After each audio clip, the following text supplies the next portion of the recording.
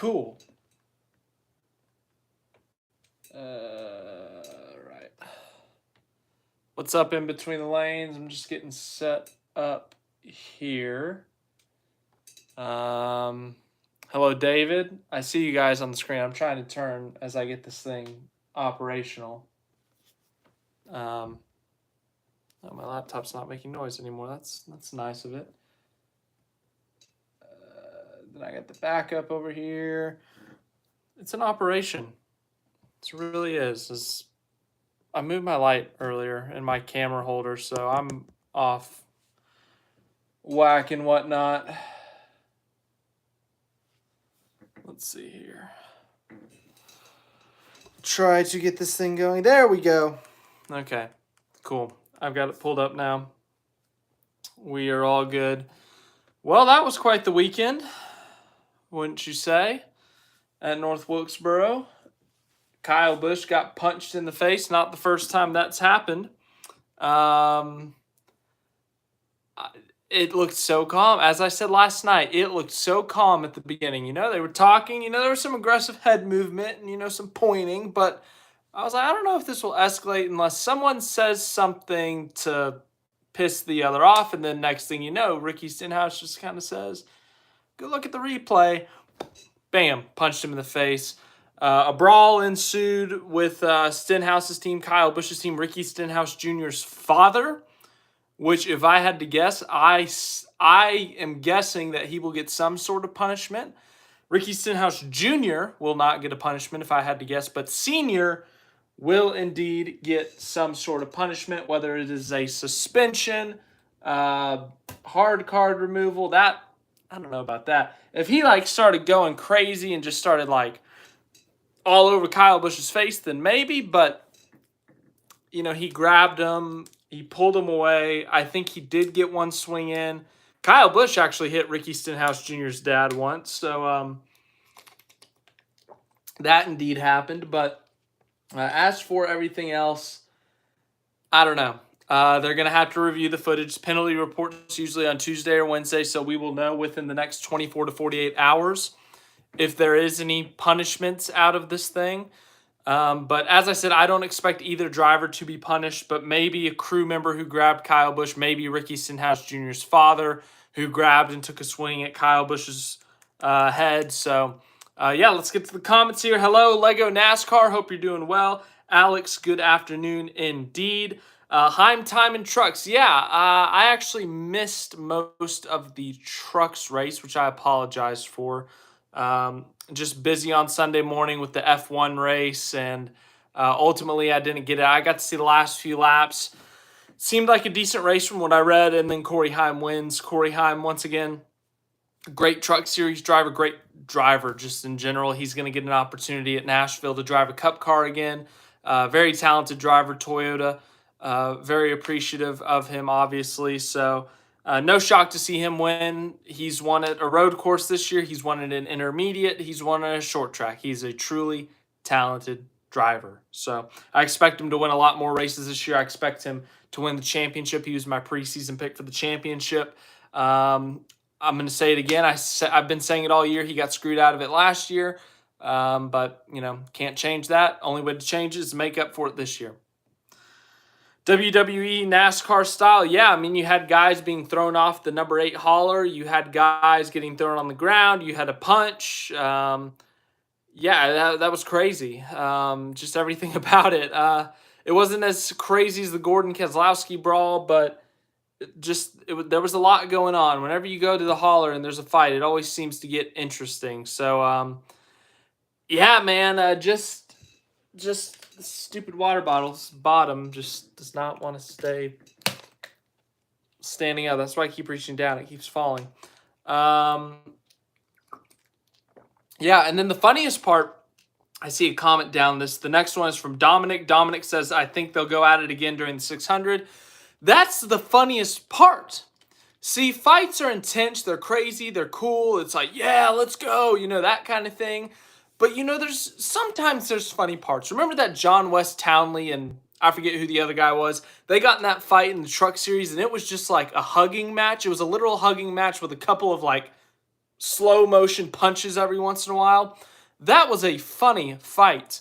And then every once in a while, you'll have a funny moment in a fight, and that's what happened last night. So Kyle Busch and Stenhouse finally get separated. Ricky Stenhouse Sr. gets off of Busch. Busch is standing on his hauler, grabbing the rope, and then, Stenhouse is yelling at him. He's like, you suck, blah, blah, blah. But then he's like, I'm going to get you at Charlotte. I'm going to wreck you at Charlotte. And then Kyle Busch responds, and he is animated when he says this. He says, I don't care. I don't give an F. Like, we both suck. Something like that. Or no, he said, I suck just as bad as you do. That's the exact quote. I was about to say, I knew that he said, I suck, or we both suck. But he said, I suck as much as you do, or we suck as much as you do. And it was hilarious. Just genuinely hilarious. You have these two who've had their problems in the past on track, but they've never run close to each other to be a consistent problem. But with Kyle Busch struggling this year, Ricky Stenhouse Jr. has not had a great year either. They finally, lap freaking one, like, I personally, when it comes to the on-track stuff, I don't think Stenhouse did anything wrong. I know a lot of people like to call him Ricky Spinhouse and whatnot, but I personally don't think Stenhouse did anything wrong. He saw a gap, he went for it, he did not touch Kyle Busch until after Busch hit the wall and bounced onto him. Kyle Busch completely overreacted. There was no need to wreck Stenhouse. Maybe bump him out of the way. In the moment, he doesn't have the replay. All he has is what he felt and what he saw at that exact moment. And at that moment, he thought that he got put in the wall by Stenhouse. There was no extensive damage, no severe damage. Maybe go bump and run him. Bump him up the track. But to completely wipe him out, that was an overreaction on Kyle Busch's part, in my opinion. Stenhouse had every right to be wrong. He had every right to park it in the number 8 pit stall. Every right to confront him after the race. And then it just escalated a lot. But let's get back to the comments. I'm sure we'll talk about the fight for a long time in this live stream. But hello to Cade. Cade up in the comments. I missed that one earlier.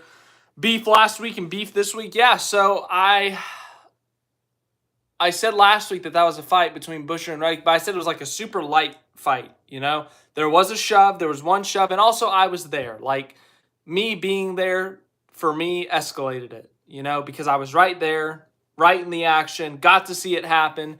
So for me, like, if I was watching that on TV, I'd probably say, oh, confrontation, oh, altercation maybe. But because I was there, I was like, I want that to be a fight because I was right there. This week, yeah, no one's disputing it. If it was, I compared it last night in the comments to a tornado scale. If last week's, on a scale of tornado, last week's between Buescher and Reddick was an EF0. There was a push, there was a shove, but not a lot of damage done, minimal damage. Yesterday's was an EF5 destruction twister. A punch was thrown, damage was done, guys were on the ground, tripping over things, punches, swinging, shoving, people getting thrown on the ground. A lot of destruction in that one. So that's your scale if you're going to compare it to tornadoes. Maybe 5 is a little bit extreme. I'd say the Gordon Keselowski thing, that's a 5. Maybe this one was like a 4. A 4. Let's call that one a 4. But you get my point. When punches are thrown, when guys are getting thrown on the ground, that is when it is a more like a true gruesome's not the right word. A true fight. You guys get the point. One of Kyle Busch's pit crew members took the 47 crew like it was nothing. Yeah, man. That guy on the trailer was going crazy. He grabbed one guy, threw him. He tried to get back on. He threw him again like it. He threw the 47 guy like he was nothing. And then I think another guy tried to get on, same guy. And the funniest commentary I heard, I can't remember if it was Kyle Petty, Kenny Wallace, someone I was listening to this morning said, man, he looked like an offensive lineman just blocking everyone. In fact, he probably was an offensive lineman. A lot of these pit crew. It was Pat McAfee. That's who it was. That's even more random. It was Pat McAfee. Saying that, he was probably a former offensive lineman. So I thought that was really funny. Speaking of funny moments in this fight, just as I said, every once in a while we get a funny fight or we get a funny moment in a fight. And there were so many last night, from Kyle Busch admitting that, they suck, to Stenhouse's dad attacking Kyle Busch. Like, what? It It was so bizarre, man. It really was. Top 5 for Butter Queen in his Truck Series debut. Yeah, there was a lot of hype around that. I kind of missed that. I'm kind of unfamiliar with the guy, but he got a top 5 in his debut. Really impressive run. Saw him up front on the leaderboard for the majority of the races. I was doing my F1 recap, but good for him. Happy for him. Hello, Daniel Berry Sports Highlights. Hope you're doing well. Lego NASCAR says, the John West Townley thing was great advertising for Zaxby's. Let me tell you about Zaxby's real quick. We're going on a side tangent before we start talking about the fight and everything else this weekend. All right, we're going to do a 1 minute, not even a rant, a 1 minute for me to talk about Zaxby's. And no, they are not paying for this segment, though they should be, because I have eaten a lot of their chicken tenders in my life, chicken fingers. Zaxby's has great chicken. They have great fries. The crinkle fries, it truly is a science. The crinkle fries, you can go too crispy or too soft, but if you can get it in the middle, oh, you've done something special. Zaxby's has done that. Now, sometimes the fries are a little bit soft, but when they do it right, it's perfect. They have a great seasoning on it. And anyways, I'm going to stop this. I saw the viewership numbers go down. I'm going to stop talking about Zaxby's. Point being, I love Zaxby's. Busch still got a top 10 after all this. You see, normally I'd be like, yeah, good for Kyle Busch. They'd have a rough year. Top 10's great, but there was only 20 cars in the show, and one of them he wrecked on lap 2. So if you're a Kyle Busch fan, do not take that with pride. Just straight up, blatantly honest. I've been arguing with my grandpa recently. I've been saying that Busch isn't a dirty driver anymore. He didn't think so, and Busch went out and completely proved me wrong. Yeah, and I mean, look, Kyle Busch has been in NASCAR for, 20-plus years now.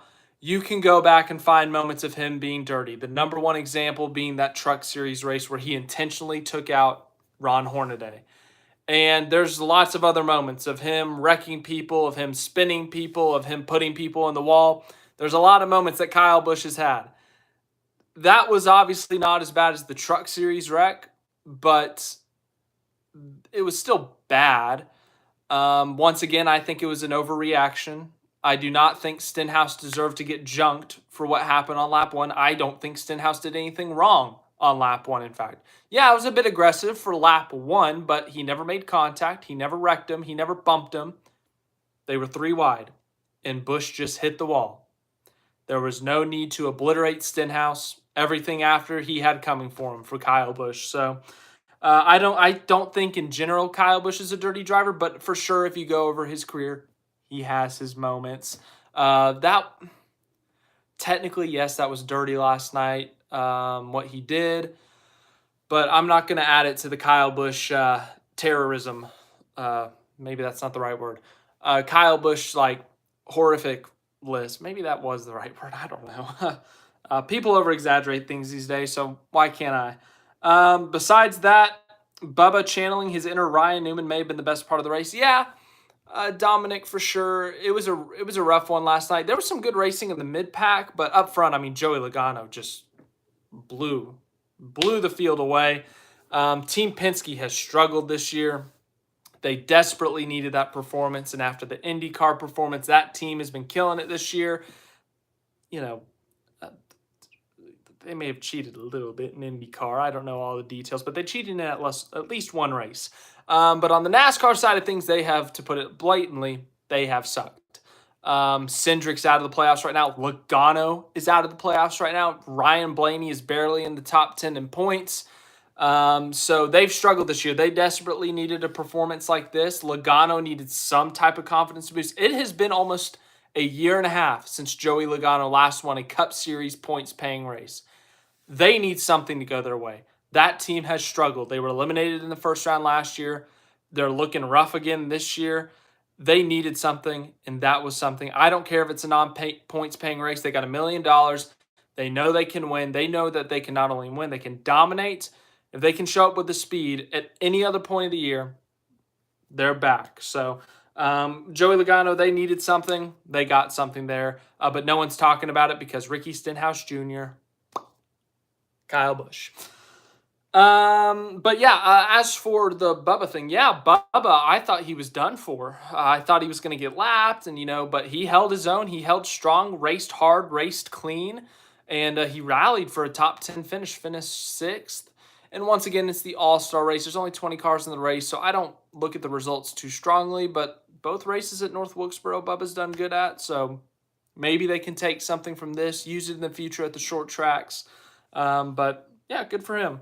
The two just needed to find a warm shower to wash off together and settle loose and who's time. I'm scared to read too far into that. Overreaction Monday. Yeah, we overreact to things on here for sure. Prosper Texas Chris Butcher.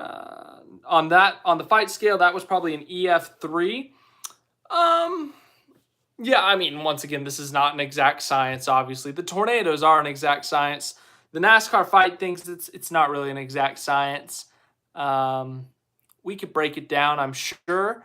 But ultimately, last week's for sure EF0.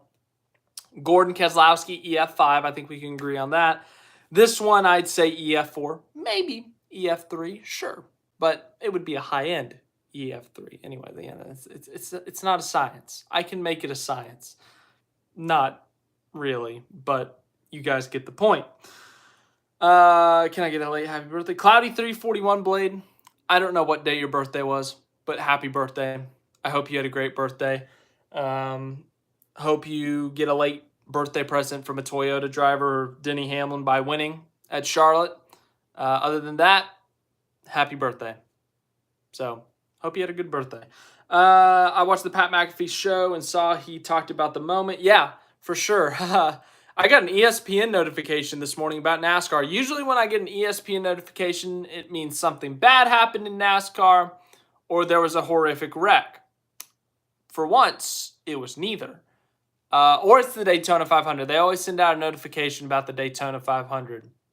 But I've gotten 3 notifications from ESPN this year that have not dealt with a near-death crash or an off-track incident. So, well, this technically, I mean like an off-track, non-racing deal incident. You guys know what I'm talking about. So, the first one was the Suarez Atlanta win, then the Kansas race with Larson winning the photo finish, and now this. That is 3 on-track incidents that I've gotten that have not been horrific near-death wrecks. NASCAR's on a heater. And even when they have a stinker of a race, they get a fight and everyone's talking. They're pumped about NASCAR. What a year we're having in NASCAR, for real. It's like the whole, I wish we knew we were in the good old days when they were the good old days, That's this moment. 2024's had its moments. Like the race yesterday was not great. The short tracks are still a struggle and a hot topic. But think about Kansas. Think about Darlington. Think about Atlanta. Even the Daytona 500 was great. We have had so many great moments this year. It's been a beautiful year. And next week, we go to another great racetrack for this next-gen car. Pat McAfee made ESPN more watchable and enjoyable. We need him in the booth. Man, ESPN. I remember their good old days, speaking of. But they just got these talk show hosts who yell at each other now. McAfee, he's a little bit more entertaining, at least, and he doesn't show up with horrific takes, which I can respect. A lot of these guys, Stephen A. Smith and all of them, they show up, and I swear, they are given a script with a horrific take, and they say it, and then they just double down in it, and they continue to say it, and it annoys the crap out of me. I can't stand them, like, not just Stephen A. Smith, but like Skip Bayless, all those guys, mainly. Every once in a while, you'll get them to say something competent, and it's like, oh, cool, good for them, but for the most part, dummies. Poor Bob is getting trolled on Twitter. Man, his video was pretty intense. In fact, the picture of this thumbnail, that was from his video. But, man, his face after when the camera got knocked down, he's trying to save his camera. He's like, the punch, and then, he's processing, trying to catch his camera, and that caught him at a bad moment, but it's his new Twitter profile picture. That was a pretty funny moment. So hopefully the trolling on Twitter, I was part of it. I asked Bob if he got checked and released from the infield care center. Did not get a response, but I think he's okay. He's been posting since, so I think Bob's all good. One guy got tackled. Another reporter, I can't remember his name, Davey something, got tackled by Kyle Busch when Busch was like avoiding stuff and he got thrown. He got tackled into some tires, so hopefully he's good too. First time Lenovo was on the 8 car this year. Was on it a good amount last year. I have no idea how RCR breaks up their sponsor schedule. I don't know if Lenovo took less races this year, but yeah, you make a good point.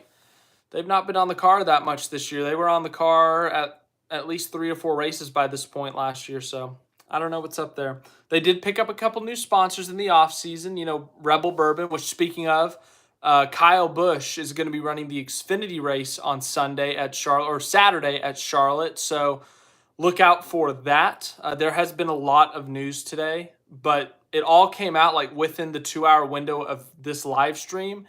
So I was not able to make a video on it because it would have taken too much time. It would have drained too much battery and I wouldn't have been able to do a full live stream. So I figured we could talk about some of it on the live stream and I could either make a video late tonight or tomorrow morning. So there's been a lot of news today, like a lot. Kyle Busch is going to be the Xfinity race. Let me think. What was the other one? SHR, more reports on SHR's future. There's a lot of reports that, you know, they could sell out of their charters. They've got a price in mind, 20 to 30 million, which is lower than the last charter sold at for 40 million. And there was something else. I don't know. I'll figure it out at some point. Someone will bring it up in the comments, I'm sure. But there's a little bit more. I'm sure it has to do with the penalty report. The penalty report, I'm looking forward to that one, seeing if there's any punishments. A while ago, I watched the documentary Rowdy, and he mentioned he probably regrets the Ron Hornaday Jr. situation. I would assume so. It was an overreaction by Busch, and he got suspended for it. So I would regret it too. So at least Joey Logano's dad didn't make a president. Everyone has been referencing the Joey Logano's dad when he went after Kevin Harvick or whatever and got his hard card pulled in 2010. Everyone's been referencing that. So it's been a while since a dad has got involved in, I guess there was Nick Sanchez's dad, but in the Cup Series level, it's been a while since a father has gotten involved. So I'm curious to see how NASCAR responds, to see what kind of new precedent they set in a sense. But yeah, I remember Logano, after he got wrecked by Kenseth, Penske got on the radio and said, go find Tom Logano and get him under control because he's had his moments before. So it'll be interesting to see what they do with Stenhouse's dad. It'll be interesting to see next time something happens with Stenhouse, fight or whatnot, to see what happens with him. But as I said, you know, there's been moments like this before. So, yeah, woo. Even with the fight, Kyle would still... Oh no, comments going away. Even with the fight, Kyle would still get cheered because he's in a Chevy. Imagine this while he's driving for Toyota. Oh, yeah, for sure. If he was still at Gibbs, they would have been losing their minds even more over him getting punched. And, you know, if he said anything, he didn't do a TV interview, which, you know, he's allowed to decline that. If he did an interview, he would have been booed through the roof. But I don't know if he's going to get cheered necessarily, but he just won't get booed as much as he usually does. Hamlin made it 3 wide at one point. Yeah, that was the highlight of the race for me in terms of the actual racing. Christopher Bell and Joey Logano had a great side-by-side battle for 4 or 5 laps. Bell slid up the track and hit Logano. Hamlin took the lead, and then Logano got the lead back and ran away. But yeah, racing quality just was not great last night. It wasn't the worst we've seen this season, but short tracks are still a struggle. They tried something different with the tire. And, you know, there was a lot of support for this tire. After practice, everyone was, like, really looking forward to this tire. And I feel like that just got our expectations too high. And then ultimately we were let down. So I think this is a good path, though, if we're not going to change, you know, add power to the car or whatever, and they don't want to make any more aerodynamic changes, then, yeah, I think the tire's the right way to go. Get the tire to wear more, have guys slide around more and whatnot. Even an option tire, you know, having a soft versus a hard tire. Yeah, go for it. Keep changing the tires. Hello, Parker. Sorry if I'm late. I'm behind on comments. You guys have been killing it this live stream, so thank you very much. Any paint schemes I liked? Good question. Most of the paint schemes were the basic paint schemes. The 3-car looked nice in the All-Star Open. The 2-car, ooh, that was a great. The Patriotic Keystone Light, that was a great looking car. Other than that, the 23 had a nice paint scheme. It was something different, which I appreciated. New sponsor. Other than that, as I said, a lot of the basic, Hendrick cars, Napa. The Mavis paint scheme was new, but I personally wasn't really a fan of it. Bass Pro Shops were Truex. Reddick had his normal scheme, so yeah. So nothing really stood out too much, but next week, the Coke 600, this is going to be a long segment in between the lanes, so I'm looking forward to that. As always, Denny being the best Gibbs driver while his teammates are not.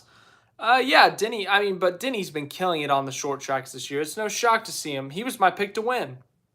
It's no shock to see him up there.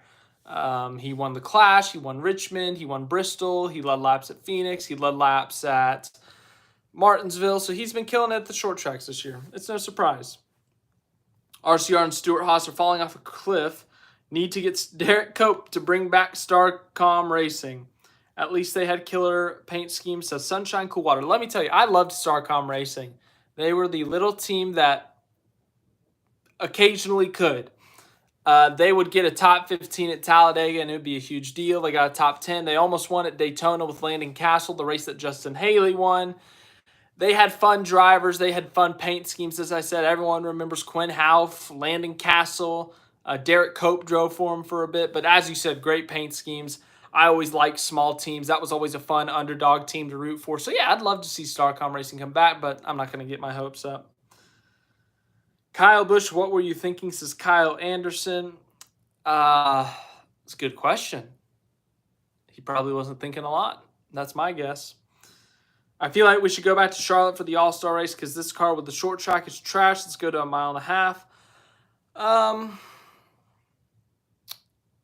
Here's the thing.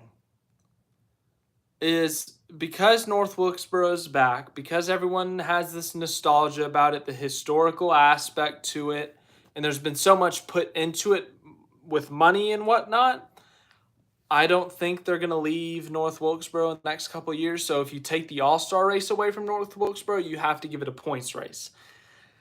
And right now, do we really want more points races for short tracks when the car has not been performing? I say we keep this as the short track or keep this as the All-Star race for the next couple of years.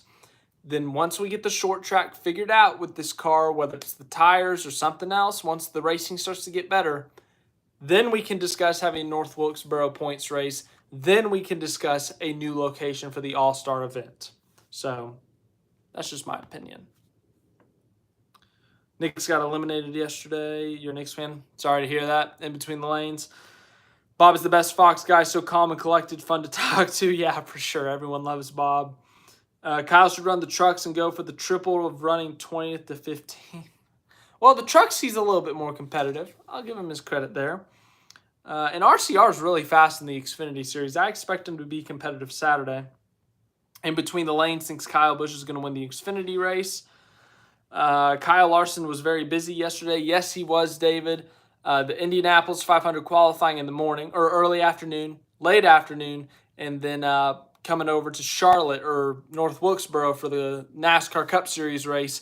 And it's going to be another busy weekend for him this upcoming race. And it just got more complicated, in fact. Nothing that Larson had to do with, but Kyle Larson, if everything goes according to plan, he's in a race in the Indianapolis 500. Get out of the car, assuming he does not win the race, get out of the car, do whatever media stuff he has to do. They might even blow off the media stuff, and then fly to Charlotte. And what he did yesterday is he took a helicopter from Indianapolis Motor Speedway to an airport, from the airport to the airport in Wilkes County, and then he took a helicopter to the racetrack. Well, if that is the plan for Charlotte, that plan might need to change because former President Donald Trump is actually reportedly attending the Coca-Cola 600. And because it's a former president with all the Secret Service, with all the protection, there's a lot of restrictions in terms of travel, but especially with the airspace, meaning that Larson might not be able to helicopter into the track. Obviously, a medical helicopter can still move in and out of the track. Maybe even the TV, maybe not. I don't know what the protocol is. I'm not a Secret Service guy. I don't know the details, but basically it would further complicate Larson getting to Charlotte. So I don't know what's going to happen, but there is now a new bump in the road for Kyle Larson getting to Charlotte. So it's going to be another busy weekend next weekend. It might be a little bit more stressful. So we'll see how he ends up getting to the track. But worst case scenario, he's got to drive to the track from a few miles away. But we'll end up seeing. Early prediction for the Coca-Cola 600. Martin Truex Jr. dominates the 600 for his first win of the season. I mean, Toyota's great at the 600. Truex has a couple of 600 wins. He's won the most dominating performance in history, in NASCAR history, led 392 out of 400 laps the Coca-Cola 600. So would not surprise me at all to see him win or dominate this race. But yeah, it's a good prediction. It's a good pick. Once we get through some of these comments here, I'll start talking about my predictions for the race as well. Dominic says, in my opinion, Stewart-Haas Racing sells all but one charter, completely rebrands as Tony Stewart Motorsports with Josh Berry as the driver, Haley Deegan and Riley Herbst in Xfinity. Charter, one apiece, goes to 2311, JRM, and FRM. Okay. Yes, the way things are going, every day that goes by, it seems worse for Stewart-Haas Racing. At first, it was they might sell a charter. Then it's two. Now it's they might disband the team. They might merge with Front Row. Rumors, reports flying in every different freaking direction. They could very well sell 3 of their 4 charters. They could sell them all. I don't know what their plan is. Nobody does. You've seen the interviews with drivers. They don't know what's going on. They try to get questions. They ask questions. They're looking for answers so they can figure out their future. They're not getting answers.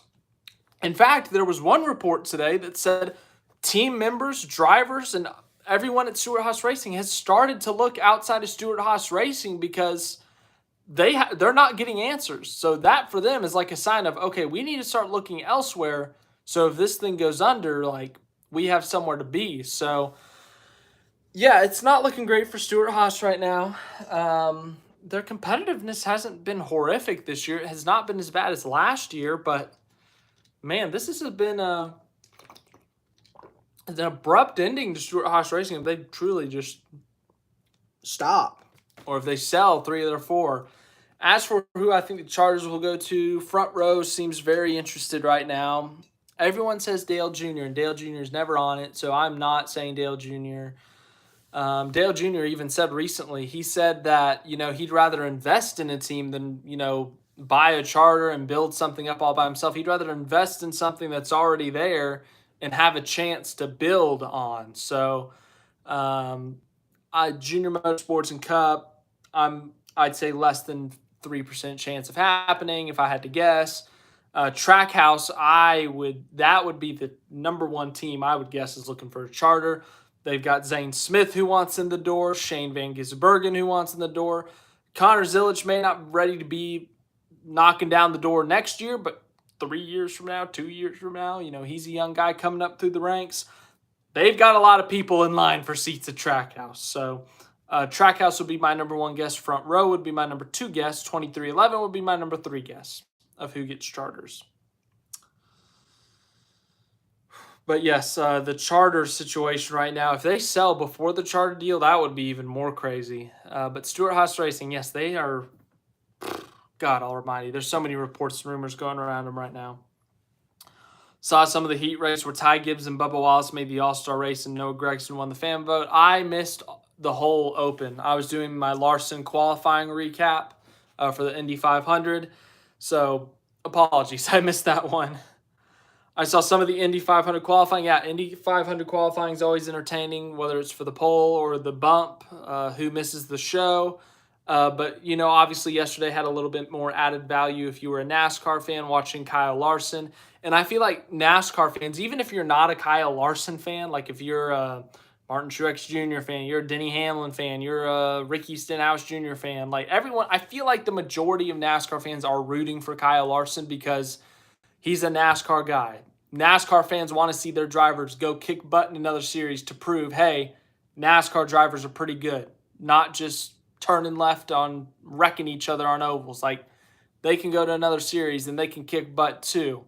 So I feel like everyone is rooting for Larson at this point in the Indy 500. Maybe not at the Coke 600. You know, you're still going to have your Larson haters and whatnot. But I feel like everyone's rooting for him right now. Everyone wants to see him go good.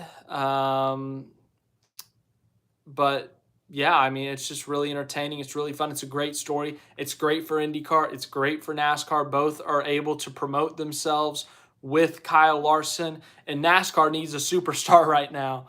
We had Jeff Gordon. We had Jimmy Johnson. We had Dale Jr. We had Tony Stewart. But who do we have now? Obviously, within NASCAR circles, people will say Chase Elliott, Denny Hamlin, Kyle Larson. But, you know, who has taken that step outside of the NASCAR realm? You know, to who is that next big thing outside of just the NASCAR bubble? And this is Larson. I know he's dirt track. He's got all his dirt track stuff, but in terms of a big series, a national series, something that everyone knows, this is it. He's doing it. He's taking that opportunity. So it's huge for NASCAR. It's huge for Kyle Larson. It's huge for everyone. So I'm hoping that I think it's a little bit of a long shot. I think he'll be competitive. I think a top 10 is realistic. Man, I hope he wins. That'd be really cool. I don't think it'll happen, but if he could do that, that would be something special. A lot of rumors with SHR happening right now as people working there might be losing their jobs. Yeah, we just kind of talked about that. A lot of rumors, a lot of reports, but nothing confirmed yet. There could be something in the coming few weeks, according to Adam Stern, but we don't know. I really don't know, man. I'll do a video tomorrow probably talking about the report that came out, but there's so much uncertainty at Stewart-Haas Racing right now. I don't know what to expect. So there's a lot up in the air, and it's not looking good. All those drivers looking for jobs, all those team members looking for jobs. Nobody knows what's going on at Stewart-Haas Racing. NASCAR should go back to having at least one exhibition race outside of the U.S., have one in Mexico or the Euro Series tracks. It's not a bad idea, but, you know, it costs a lot to go over there. You got to find time in the schedule, and if you do it preseason, and it gets cold over in Europe, so if you did it in January, it'd be cold. But if you did it, you know, in the Southern Hemisphere in January, that's their summer, so, you know, you could go to Australia, but, you know, it gets pretty hot down there. You could go to South America. It gets pretty hot and humid down there, so it'd be tough. But I like your idea. I like your mindset, but it's definitely a good idea. Who said that? Sunshine, Cool Water. It's definitely a good idea. I wouldn't be surprised if Kyle was driving the helicopter and jet since he's so good at everything. Coming from a Chevy and HMS fan like myself, I'm going to screenshot that Cloudy 341 blade. I'm going to go back to this chat, screenshot that, and I'm going to use that as blackmail against you. When you're talking about Toyota next time and you say that you love Toyota and Denny, I'm going to screenshot that, put that in your replies, and you're going to be scared. I'm just messing with you. Kyle Larson almost won yesterday. Oh, I think that's a stretch. He finished 4th. Top 3 wreck, then yeah, I guess, but I don't know about almost. I'm surprised about the performance of Byron. He has been a no-show a couple of weeks. No, he was top 5 at Darlington. He was top 5 in speed. I think he finished 6th ultimately. Led some laps. So Darlington, he was competitive. This week, yeah, he wasn't competitive, and he smacked the wall, which ruined his chances of being competitive. And then Kansas, he had a stinker. But I think that's a little bit of a stretch to say it's been a bad few weeks. He's had 2 bad weeks out of the last 3. So at least give SHR some credit. They are making silly season interesting, unlike their team who's doing jack. Once again, they're not doing as bad as they did last year. They got one car in the playoffs on points right now, which I know Harvick made it last year, but they've got one in on points. They've got one on the bubble, maybe two on the bubble. And then the fourth car, Priest, he exists, but yeah, as for the off-the-track stuff, they're making it spicy. As you said, they're making it very spicy. The second he takes the green in Charlotte, I'll be praying on his downfall. I'm assuming you're talking about Larson, Dominic. It's kind of funny. But yeah, as for Charlotte, let's talk about it. I'm expecting a great race. It's an intermediate track. Intermediates have been great with the next-gen car. The Coke 600 the last 2 years has been fantastic. The defending winner is Ryan Blaney. Tyler Reddick ran up front most of this race. William Byron, Bubba Wallace ran really good. As for who I expect to be competing for this win, I think you got to look at Toyota. You got to look at Truex, as we said earlier. Denny Hamlin, Tyler Reddick, Bubba Wallace, Ty Gibbs, Christopher Bell. The Coke 600 has produced some first-time winners. Jeff Gordon comes to mind. David Rudiment comes to mind. Two very equal drivers on the all-time wins list and all-time everything's list, of course. But Ty Gibbs, it's possible. He's run well this year. He had a top 5 at Vegas, top 5 at Darlington, runner-up at Darlington, in fact. So he's run really good at the intermediates this year. And as I said, Coke 600's produced some first-time winners, so he's got a really good shot. But I'd say my top 5 this week would be, Larson's really good at Charlotte, but he may be tired, but he's really fast. So I don't know how to rate Larson this week. But in no particular order, I'm going to say Hamlin, Gibbs, Reddick. Then I will go, let's see here. Byron, there's 4. Now I got to come up with a 5th. I'll go Buescher. In fact, that's going to be my early week pick. I'm going to go with Chris Buescher. Ford's on a hot streak here. Buescher's come really close the last 2 races. He's got top 3 finishes in 2 of the last 3 if you include the All-Star race. And the third one, he got wrecked out of a top 3 finish. Buescher's got... Okay. Someone's on a motorcycle or something out there. But I'm going to go with Buescher. He's been really fast recently. Ford seems to have found something. So I'll go Buescher with the win. I'll go Denny Hamlin 2nd. I'll go Ty Gibbs 3rd, Reddick 4th, and Byron 5th. If that ends up being right, someone here owes me money. One of the 6 people watching. Or if you're watching this on replay.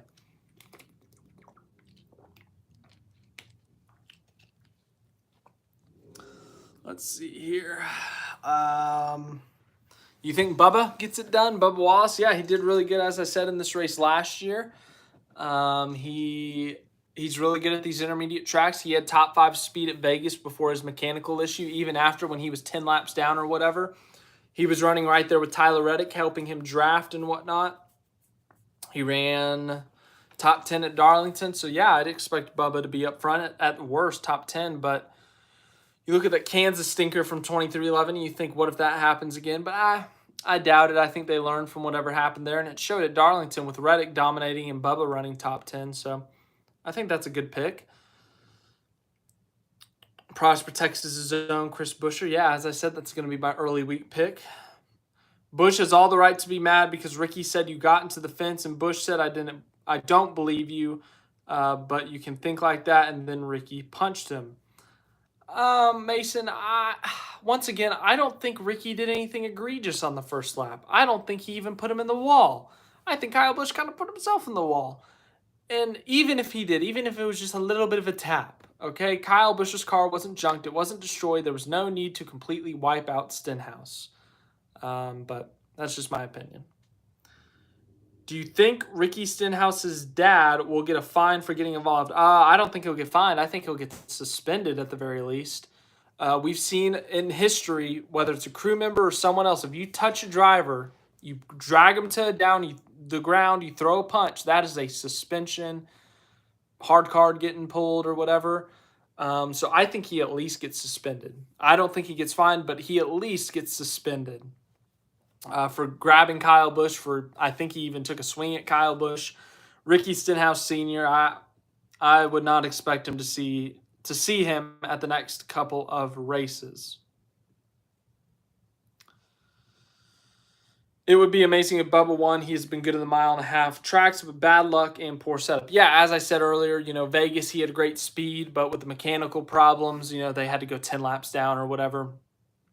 And then Darlington, top 10. Kansas, they were just off that week. Both the 2311 cars. Texas, how did he do at Texas? I think he got a top 10. He might have even gotten a top 5 at Texas. So, they've got the speed there for sure. So I would expect Bubba to be at worst, top 10 at Charlotte. Ricky needs to be suspended. If you're talking about Ricky Sr., then yeah, he'll probably get suspended. Ricky Stenhouse Jr. will not be suspended. He won't be punished in any way. We've seen guys punch in the face before and they don't get punished. Chastain. 1 year ago, Chastain didn't get any punishment for punching Gregson, so why would Ricky get punished? Ricky Jr. So, yeah, I don't expect any suspension, fine, any type of penalty to Ricky Stenhouse Jr., but once again, I think Ricky Stenhouse Sr. gets a suspension of some sort. Ricky didn't do anything. He saw a hole and went for it. That's what he said. But anyway, he saw an opportunity and went for it. Kyle should have not left the hole. There you go. Cloudy 341 Blade gets it. So, yeah, that's what I've been saying this whole time. I don't think Ricky did anything egregious. I don't even think he did anything wrong. Kyle Busch overreacted. And then he kind of got what was coming. In terms of the parked car and the pit stall, maybe the punch to the face was, a little much. But, fights. Cool. I love it. If their team clicks, they may not find a way to shoot themselves in the foot. Dominic, who are you talking about there? Bubba ran 7th at Texas. So, yeah, I knew he ran top 10 there. Yeah, because the Texas results were really funny because, 3 guys in the top 10 were involved in an incident. Like Briscoe, Bubba, who else? Someone else in that top 10 was involved in an incident. Brad, maybe? I don't remember. Crews need to stay out of fights. Let's have the drivers solve this out. Fights are okay, at least when they are not involving pit crew members. Yeah, and that seems to be the common opinion in the NASCAR world is that the drivers can have at it. They can punch each other, shove each other, but, kind of like the hockey rules. Once they hit the ground, all right, break it up. But when the crew members get involved and it causes a brawl, or if a crew member touches a driver, that's when it's over the top. People get tossed, people get suspended and whatnot. But the NASCAR security people, I'm not going to hate on them because they are doing their jobs. They do nothing wrong in this situation because they are paid to make sure that the drivers do not hurt each other. They are paid to be security. That they are doing their jobs, and whatever they are told, protect the drivers the instant something happens. Whether a punch is thrown, a shove is done, when it gets too intense, break it up, or at least try your best to break it up. That is NASCAR security's job. So, NASCAR security team, you do great at listening to your instructions. I'm not hating on you, but I wish NASCAR would tell their security team, give them a couple of seconds. If someone's going to get a punch in, the other guy should be allowed to try to get one back. Gregson did not get a chance to get one back last year. Kyle Busch did not get a chance to get one back this year because NASCAR security, I did that bad, immediately on it to get to the drivers, to separate them. Once again, NASCAR security people doing their jobs. They were doing great. They did everything that they were supposed to do according to what their orders were. But in my opinion, NASCAR, give them at least 10 seconds so that they can both get punches in. Just my opinion. Maybe I'm too violent. Someone in my comments last night said that my enthusiasm for fights was a little bit too much. I think they said I was a bad influence on children. So, my bad, I guess. I don't know. I just like NASCAR fights. You should know this by now if you watched me forever. But I thought that was funny. I got yelled at in the comments for enjoying NASCAR fights too much.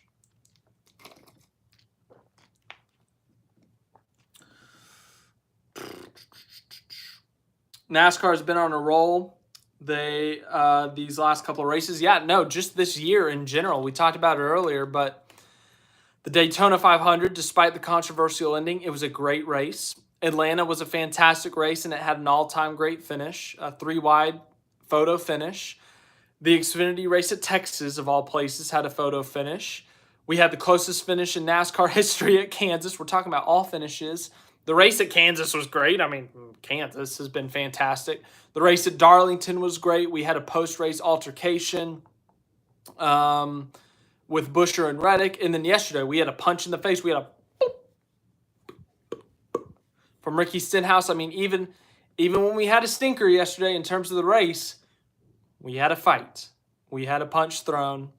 And it's been a lot of social media for NASCAR, a lot of viewership for NASCAR. If you go back, I think it's really funny. Last time I checked, the fight between Kyle Busch and Ricky Stenhouse Jr. had more views on NASCAR's YouTube channel than the actual race highlights. I thought that was really funny. So fights sell. They sell tickets. They promote NASCAR. I mean, NASCAR sees a fight, they promote the crap out of it. You know, even with the Bubba Larson thing, with how bad that was when Bubba intentionally wrecked Larson, and then Bubba afterwards went and tried to fight Larson, NASCAR uses that in their promotional video, even though they suspended Wallace.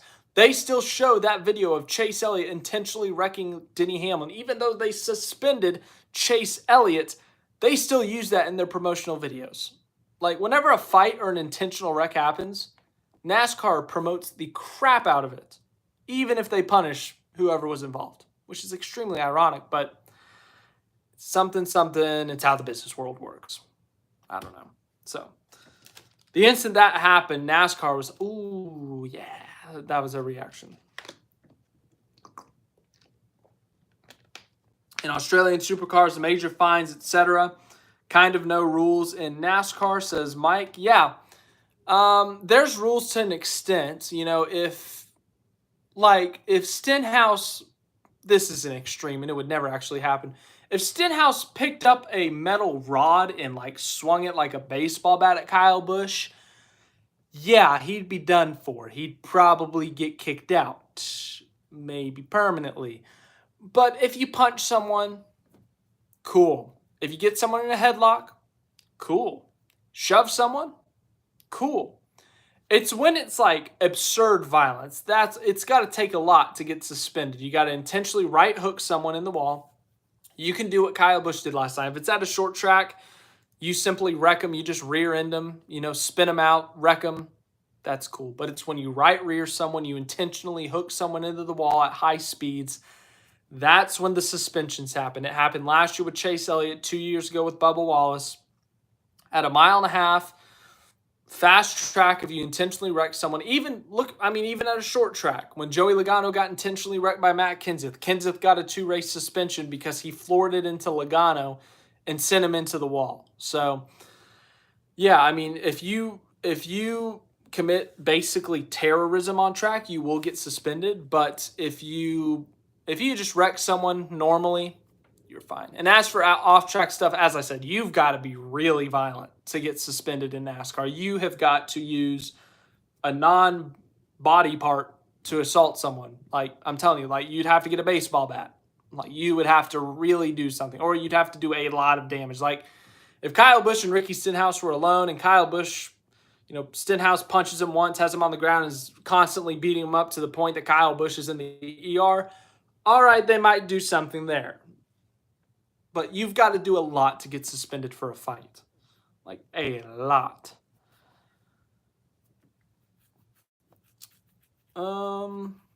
Let them get some good licks in. Yeah, that's what I was saying earlier. I think I'm behind on comments again, so sorry.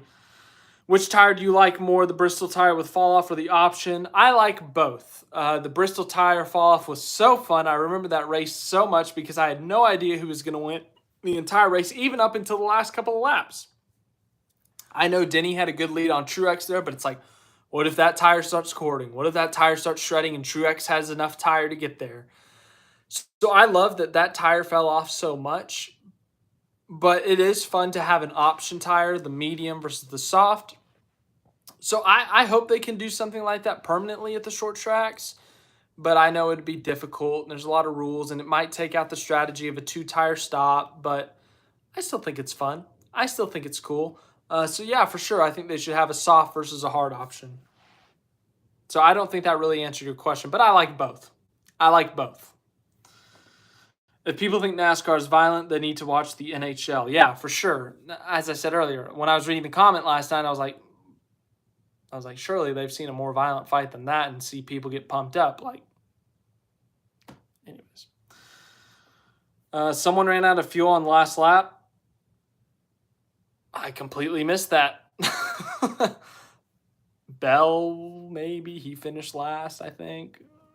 I don't know. So, my bad. This might be a shock, but the Cup race at Texas was pretty good. Texas has been getting better, but at a slow rate. Yeah, for sure. I said that. I said that Texas was good after that race. The last 2 Texas races have been good.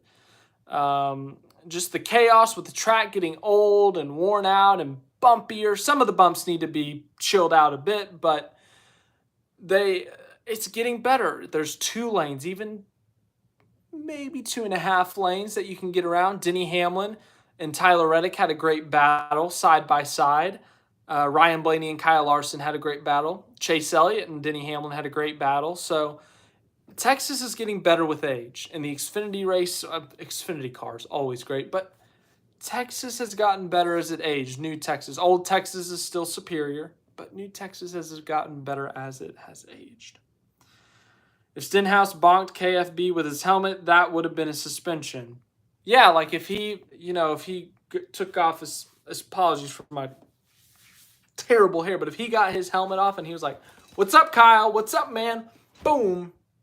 Yeah, that would have probably been a suspension or fine or something for Stenhouse.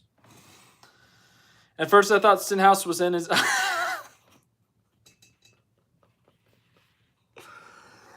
Cloudy341 Blade says... At first, I thought Stenhouse was in his underwear, but they are very, very short shorts. It looked like a swimsuit to me. It looked like, he was getting ready to go to the pool, take a dive, but it's just some fashionable shorts, I guess. But that was the funny part. That was another funny part of this fight. We've talked about Kyle Busch yelling, we suck as bad as you do. Bring it on! Like he did that. That was funny. We talked about Bob and Bob's reaction and whatnot. We talked about Stenhouse's dad getting involved, which is unnecessary, but it was a little bit funny. But that was another aspect that was funny. Stenhouse had to sit in the freaking infield for 2 hours because there's no tunnels at the track. He just sat there for 2 hours plotting his revenge in his T-shirt and his swimsuit. It was not actually his swimsuit. It was probably some shorts, but looked like a swimsuit to me. And then he said Childress is going to have to hold his watch, but he had his watch on, so. Yeah. Stenhouse going to get all of his homies. I'm very curious to see if this escalates. If Stenhouse actually does something at Charlotte, yeah, that NASCAR is going to get involved at that point. We've had an intentional wreck. We've had a punch in the face. We've had a car parked in a pit stall. NASCAR is hoping that it's over here because if Stenhouse does something next week, NASCAR is going to get involved. Like they're going to say, all right, guys, sit down, talk it out here, or never, like if you do something else, you're done. Like you're suspended. Like it's got to end here. Even if it's just a spin. If Stenhouse just simply spins Kyle Busch, NASCAR might get involved. Like if it's like he's not going to cut Kyle Busch and he breaks and, Kyle Busch, he just comes up the track and taps Kyle Busch, off of 4. All right, whatever. But if he goes out of his way to take out Kyle Busch, that for sure NASCAR will get involved, Yeah. It's going to be a very detrimental for Denny's podcast. Yeah, I have not listened to it yet. I saw it released just before I got on here, so I'm curious to see what Denny has to say. I'm curious to see. No, Ricky Stenhouse Jr. was on Corey LaJoie's podcast. I'm very curious to see what that is. But yeah, for sure, All the podcasts are going to be interesting this week, but especially Corey LaJoy's because he actually had, what's his name, Ricky Stenhouse Jr. on there. 2311 is going to bring out the 50 for Kurt Busch at Gateway to wreck Ricky Stenhouse. Oh, because Kurt Busch is Kyle Busch's brother. Could you imagine if that actually happened? That'd be really funny. That'd be really, really funny. Picking William Byron for the 600 because it's his home track.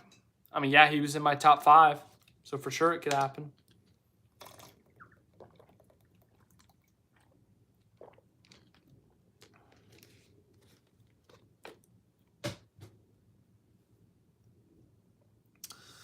I was going to check the fantasy standings, but then I remember there was no fantasy this week. So, well, tough.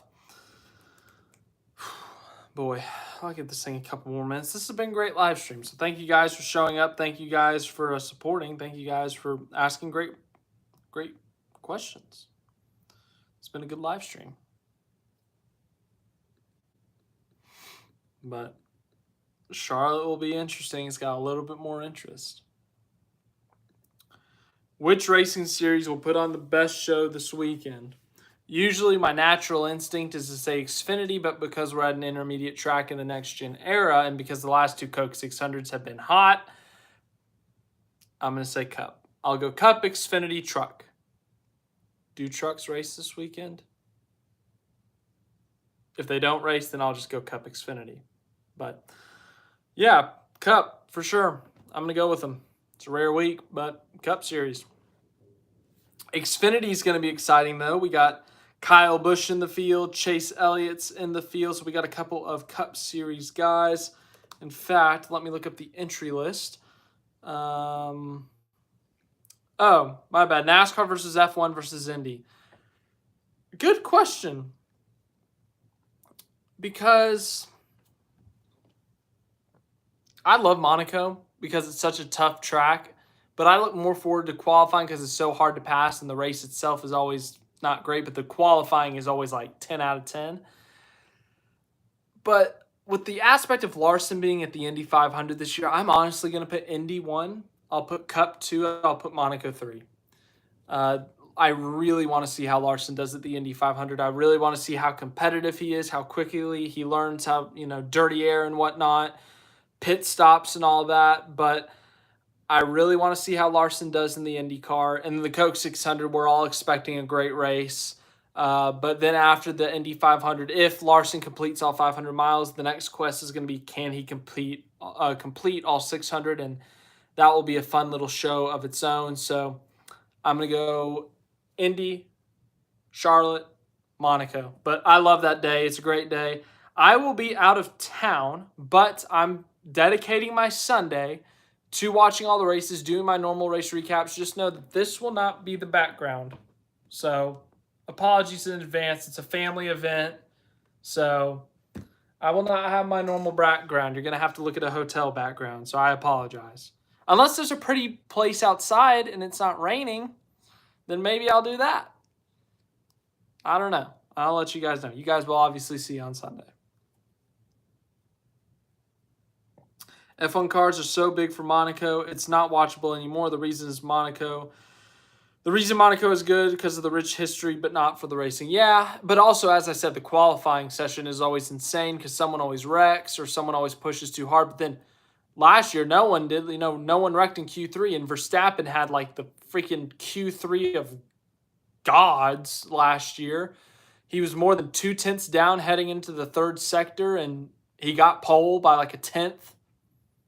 Like, he pulled that out. Like, it's like a 19-second sector. And he made up more than 3/10. Like, who does that? That was crazy. It looked like Alonso was going to be pole. At one point, it looked like Ocon was going to be on pole. Leclerc, 4 different provisional pole sitters in Q3 last year, I think. At least 4. It was freaking insane. It's always insane in Monaco qualifying. So Saturday morning, I will have a bucket of popcorn watching Monaco qualifying. Actually, I'll at least be sneaking watching it because I don't know what my schedule is for Saturday. As I said, busy this weekend, but I'm still going to make all my normal videos. Do not be afraid. Fernando was an absolute roadblock last year. I remember he was on the podium, I think. Was he? I know Ocon was. I think Alonso was on there too. I don't remember, but. All right. I think that's a good place to wrap up. We got the greatest weekend in racing coming up. Monaco, Indy, Charlotte, Larson at the Indy 500. It'll be a fun time. I'll do all race recaps for them. Saturday morning, we will do our normal Monaco post-qualifying debrief, recap, whatever you want to call it, reaction. Saturday afternoon or evening, I'll do my SVG recap at Charlotte, but I don't know when. That is when the family event is happening. It's either Saturday afternoon or Saturday evening. If the event is Saturday afternoon, the video will be Saturday evening.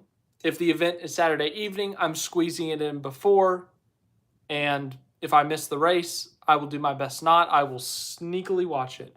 But as for Sunday, all systems operating. Monaco at 8 a.m., Indianapolis at 11:45, and then the Cup Series at 5 o'clock. I will be fully operational for all that. So thanks for watching again. It was a great live stream. Thank you guys so much for showing up. I'll do a news video tomorrow. There's a lot of news that we kind of talked about in here, but I got to go into more depth tomorrow. Just so much to break down. So thank you again for watching, and I will see you guys later. Have a good rest of your day or night, wherever you are.